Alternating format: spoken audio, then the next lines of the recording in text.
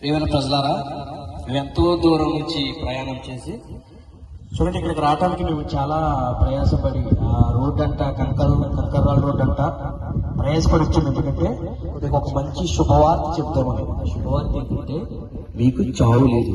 అవును, మీరు అంటున్నది నిజమే. మీకు చావు లేదు. ఎందుకంటే నేను మాట్లాడుతున్నది ఈ లోక సంబంధమైన మరణం గురించి కాదు. కానీ చూడండి, మనము ఈ ప్రకృతి కానీ ఇంకా ఈ లోక సంబంధమైన ఏవేమైనా కానీ మనకి శాశ్వతం కాదు. మన బ్రతికే మనకి శాశ్వతం కాదు. అది కూడా ఒక పరిమితి ఉందన్నమాట. అయితే ఈ లోకంలోకి మనం ఎలా వచ్చాము, లోకం విడిచిన తర్వాత మనం ఎలా వెళ్తామనేది మనం తెలుసుకోవాల్సిన విషయం అన్నమాట. చూడండి, దేవుడు ఈ యొక్క ప్రకృతిని ఎన్నో కోట్ల సంవత్సరాల కింద మన కొరకు పొందుపరిచి ఉంచాడు. మీరు చూడండి, చక్కగా పంట పండించుకుని చక్కగా కోస్తున్నారు. అదంతా ఎవరిచ్చారు అంటే దేవుడిచ్చాడు.